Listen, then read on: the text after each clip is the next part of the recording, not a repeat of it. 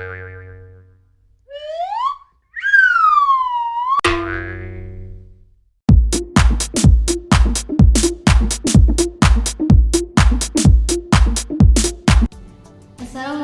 warahmatullahi wabarakatuh. Selamat pagi anak-anak. Bagaimana kabarnya? Semoga selalu sehat dan tetap semangat. Nah, di video pembelajaran hari ini, Bu Anis akan mengajak anak-anak untuk belajar tentang teks persuasi. Oke anak-anak, kita mulai sekarang materinya ya, tentang teks persuasi. Teks persuasi adalah teks yang berisi ajakan atau saran yang bertujuan untuk mempengaruhi pembaca atau pendengarnya. Nah, di sini contohnya, salah satu contoh dari teks persuasi itu adalah teks pidato. Teks persuasi juga dapat ditemukan pada teks-teks lain selama kriteria dari teks persuasi itu terdapat pada teks lain. Contohnya misalnya kita membaca teks ulasan, tapi di teks ulasan itu ada kata-kata yang bersifat ajakan. Nah, teks ulasan itu bisa kita gunakan ke dalam teks persuasi juga. Nah, untuk selanjutnya Ibu akan jelaskan menentukan isi dalam teks persuasi itu ada 2 poin. Yang pertama saran dan ajakan, yang kedua itu pendapat dan fakta. Nah, saran dan ajakan, biasanya kalimat saran itu ditandai dengan kata sebaiknya, seharusnya,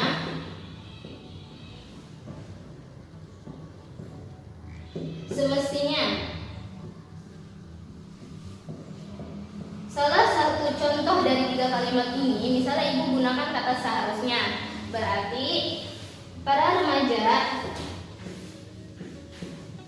seharusnya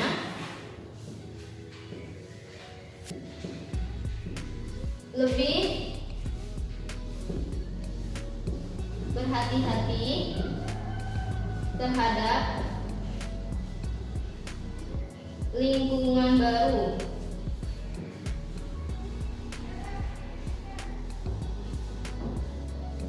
Nah, ini ya kata-kata yang biasa digunakan pada kalimat saran. Sedangkan kalau ajakan itu kata-kata yang biasa digunakannya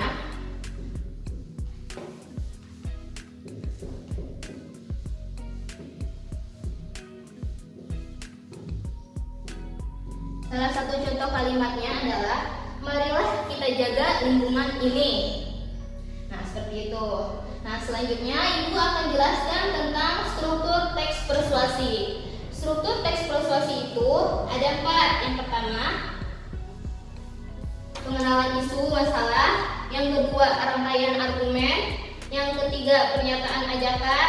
Dan yang keempat, penegasan ulang. Nah, pengenalan isu itu berisi tentang isu atau masalah yang akan diangkat atau yang akan menjadi landasan dasar dari tulisan si pembicara atau si penulis ya. Jadi dia misalnya gini contohnya, dia mau mengangkat isu tentang teknologi masa kini. Nah, berarti di paragraf pertama itu di bagian pengenalan isu dia secara garis besar, secara gamblang menjelaskan tentang teknologinya dulu.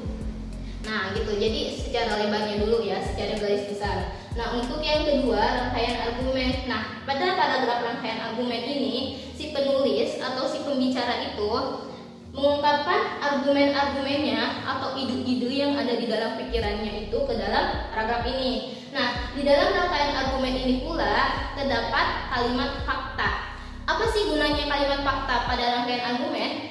Itu untuk mendukung adanya fakta-fakta pada argumen itu. Jadi dia meyakinkan pembaca ketika ada kalimat fakta pada rangkaian argumennya.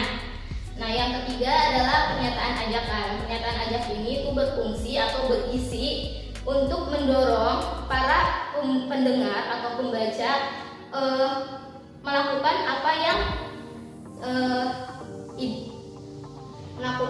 yang seharusnya dia katakan. Jadi kayak mengajak para pendengar. Lalu yang keempat itu penegasan ulang. Nah, penegasan ulang di sini kita bisa sebut dengan kesimpulan atau ungkapan-ungkapan untuk meyakinkan para pembaca atau pendengar pada ide-ide yang dipunyai oleh si pembicara atau si penulis tersebut. Nah, selanjutnya Ibu akan membahas tentang aspek kebahasaan teks persuasi. Yang pertama, adanya pernyataan rujukan. Pernyataan rujukan biasanya ditandai dengan kata harus, mesti, hendaknya, dan kata kerja imperatif.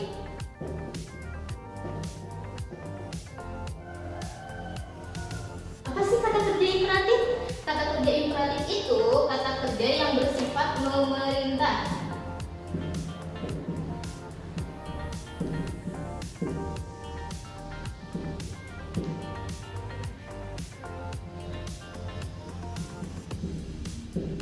Nah, salah satu contohnya dari kata-kata ini, buat satu aja ya. Misalnya Ibu gunakan kata harus. Harusnya kita menjaga lingkungan dengan baik, misalnya seperti itu. Nah, selanjutnya kata ganti orang. Biasanya pada teks persuasi itu kata ganti orang yang digunakan adalah kata kita. Kenapa kata kita? Kenapa nggak kata iya? Kenapa nggak kata dia?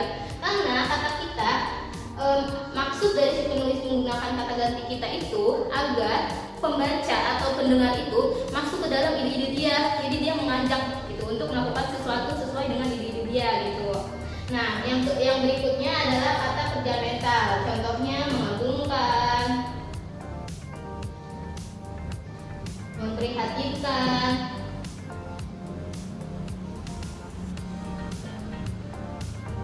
diharapkan, dan sebagainya. Nah, salah satu contohnya Ibu akan gunakan kata diharapkan menjadi kalimat. Diharapkan materi hari ini bisa diserap dengan baik. Seperti itu ya. Nah, untuk yang terakhir istilah-istilah teknis. Nah, tadi kan Ibu udah ungkapkan, misalnya ketika dia mau membahas tentang teknologi. Apa sih istilah-istilah teknis yang digunakan pada teknologi? Misalnya monitor,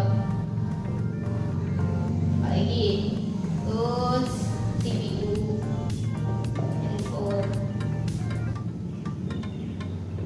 dan sebagainya. Seperti ini. Kita lanjut. Langkah-langkah menulis teks persuasi. Yang pertama, menentukan topik. Nah, jadi kita kalau mau menulis teks persuasi itu kita harus tahu dulu nih apa kira-kiranya topik apa yang dapat kita pahami dan gimana ya cara mengembangkannya. Kita harus pikirkan dari penentuan topik ini. Nah, selanjutnya ketika kita sudah tahu nggak mau bahas teknologi, mau bahasnya tentang lingkungan, berarti kita harus mencari sumber-sumber atau referensi-referensi tentang lingkungan. Nah, yang kedua, membuat kerangka karangannya. Kita buat nih kerangka karangan sesuai dengan struktur yang tadi Bu Ani sudah jelaskan. Nah, yang ketiga, yang terakhir adalah mengembangkan karangannya menjadi satu teks atau satu paragraf teks persuasi. Demikianlah video pembelajaran dari Bu Anis tentang teks persuasi. Semoga dapat kalian pahami. Wassalamualaikum warahmatullahi wabarakatuh.